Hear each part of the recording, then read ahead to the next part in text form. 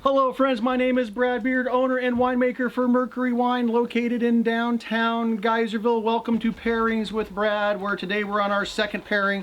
This is my most favorite anti-phase flank steak strips. It's an old 1970s marinade that just absolutely fantastic. I've switched over to my Freddy Cuvée, my Grenache Syrah Mourvedre blend. And I'm going to be preparing the steak a couple different ways today. We're going to do it the traditional way, which is a whole flank steak, where you're going to marinate it for a minimum of 5 hours, probably 12 hours overnight's okay too. Or if you want to kind of rush things along a little bit and use a little bit less expensive cut of meat, we also have a London Broil that we have cut up into 1/4 inch strips. You know, some of them 4 inches long, some 3. You know, it doesn't really matter what size, as long as you keep them consistent in thickness.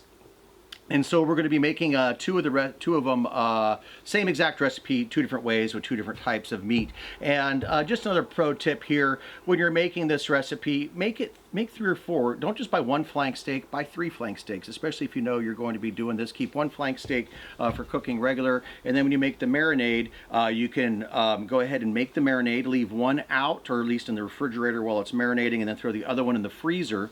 And then what's nice about it in the freezer is it's not going to get over penetrated, because it's going to freeze before the marinade becomes too intense, and then it will actually start penetrating once the steak thaws up again, and now you've got a great meal that's ready to go as soon as you thaw things. And then I also like to make these in a little 1 gallon, a couple gallon freezer bags, instead of putting it into a glass dish. One less thing for me to clean at the end of the day. And so we're going to make 2 recipes right now, if my bags are going to stand up for me. It's a little windy out here today. There we go.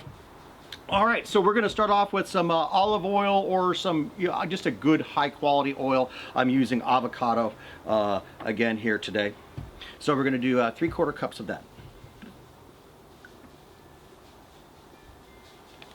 Don't spill. Bad bag. All right, there we go.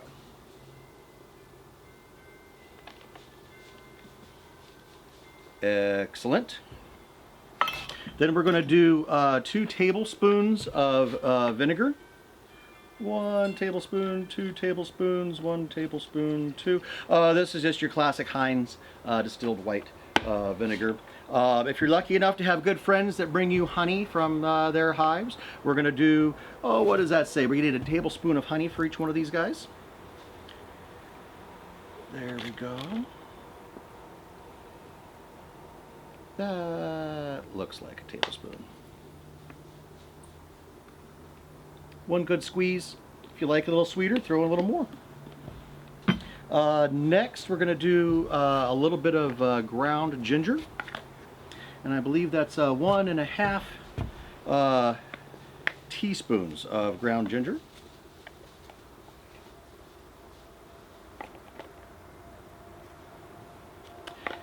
And I have tried this with fresh ginger. It was just better with the dried. And actually the recipe does call for 2 cloves of fresh garlic, but I ran out of garlic with my other recipe, so I'm going to go ahead and use the granulated. Don't add any other salt to it, so you don't want to use garlic salt. You just want to use garlic. And I'm going to guess that a clove of garlic is each one of these guys, so we'll throw a couple of those into each one.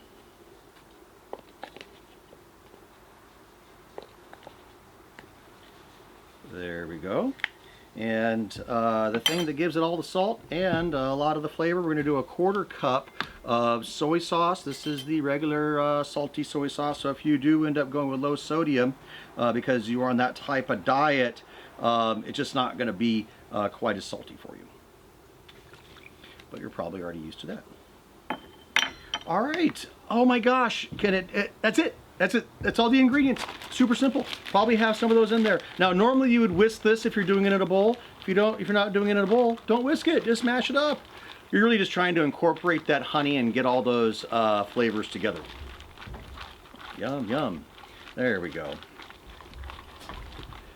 When you think you've got a good enough mix, you can go ahead and throw everything in. So we'll grab all of our beautiful little slices of steak, like I said. Beautiful steak, 1/4 inch, little bit thinner than that. They're gonna cook a little too quick. I like to have a little juice left in them. So, you know, a quarter inch, maybe a little more. Look at that, yay. Get all those guys in there. And then you wanna make sure that the marinade, you know, touches all parts of it. So go ahead and get the air out of there as much as you can. Make sure you have a good seal. And then just give it a nice little, one more little toss. Flip it around. And now this is ready for the freezer or the refrigerator. Do the same for this guy. Oh man, I can smell the beans. The beans are smelling absolutely fantastic. That white bean soup that we're cooking along with this today. All right, I can feel that honey is pretty much incorporated.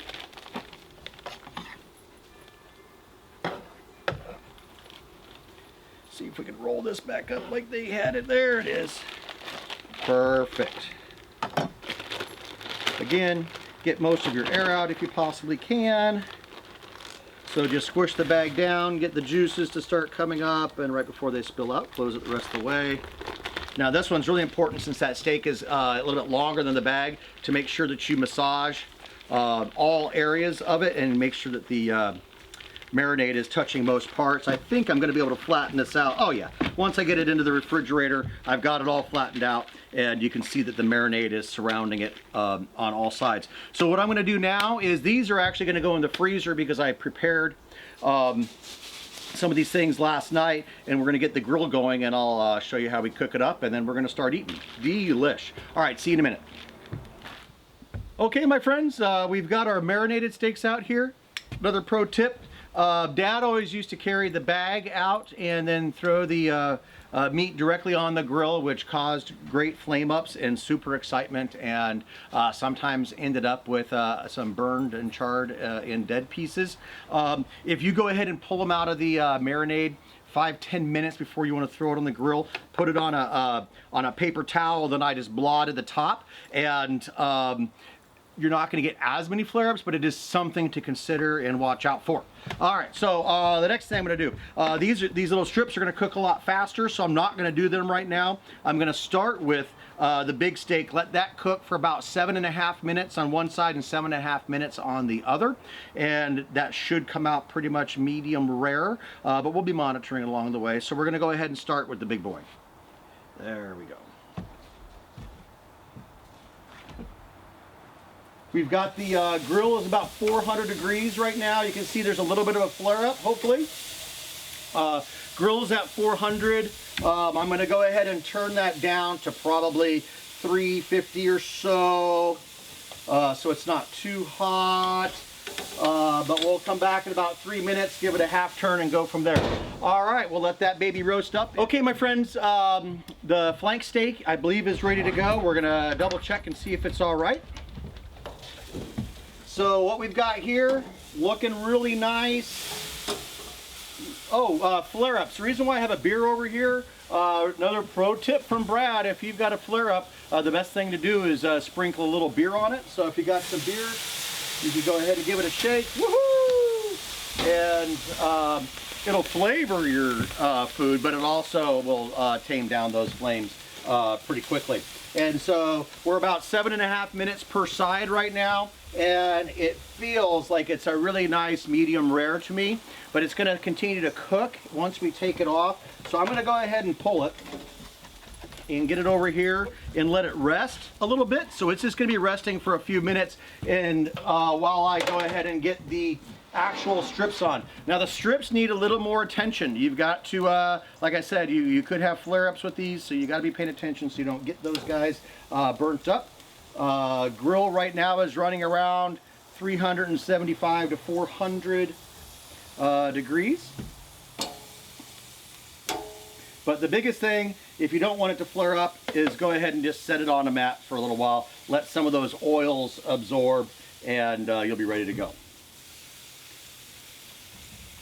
And one, and two, and there we have it. We're going to probably shut the lid for 2 or 3 minutes.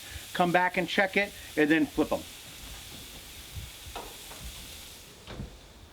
Okay, we're back. My steak strips are dang near done. We're going to go ahead and pull those off.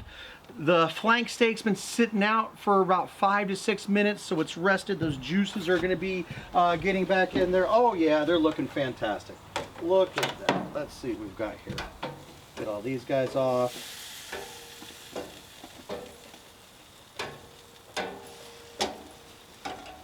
Excellent. You can see they're still nice and juicy. Go ahead and get these laid out nicely here.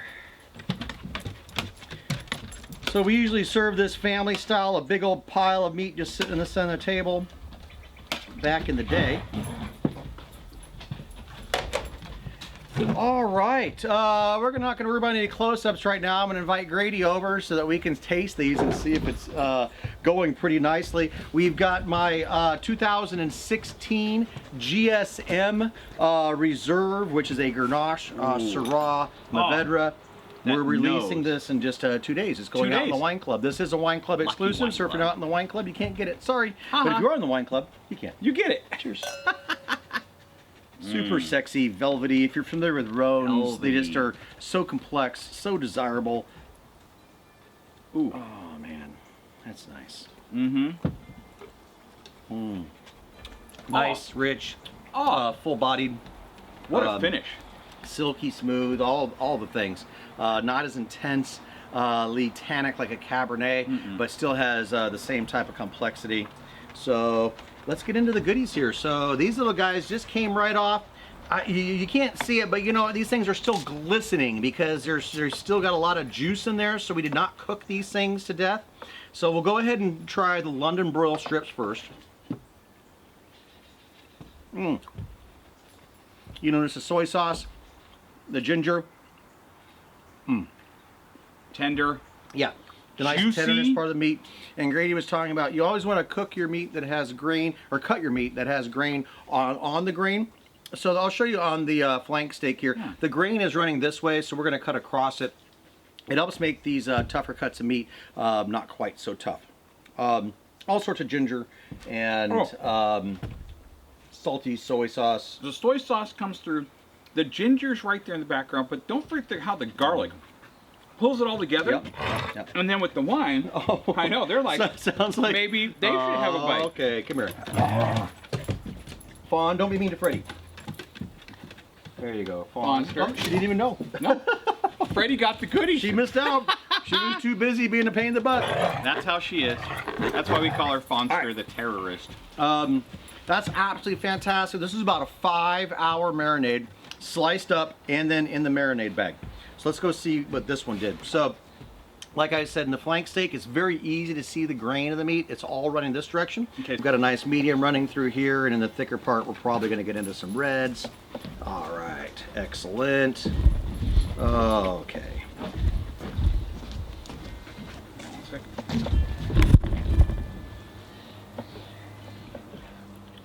That looks beautiful. Looking pretty good. Wow.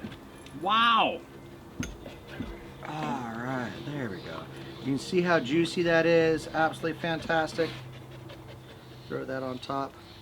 We'll get out one of these little guys here.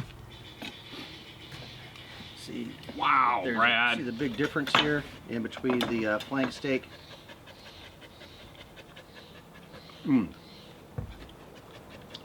So, absolutely got a lot more penetration on the stuff that we pre-sliced. But what I like about this is that there's a little more of a meaty flavor coming through, along with the Asian garlic, ginger. Oh my God. That wine is the perfect pairing, Brad. You hit it perfectly. It's absolutely fantastic. It is really, really good. All right, my friends, thank you very much for watching. Please visit us at mercurywine.com. That's mercurywine.com, or shoot us an email at info@mercurywine.com.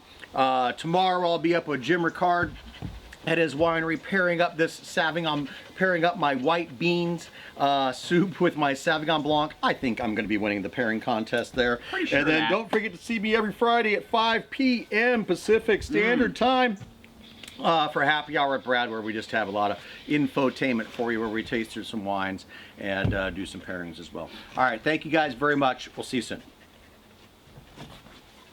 Oh, are you guys enjoying the snacks? Oh, they're getting all the snacks.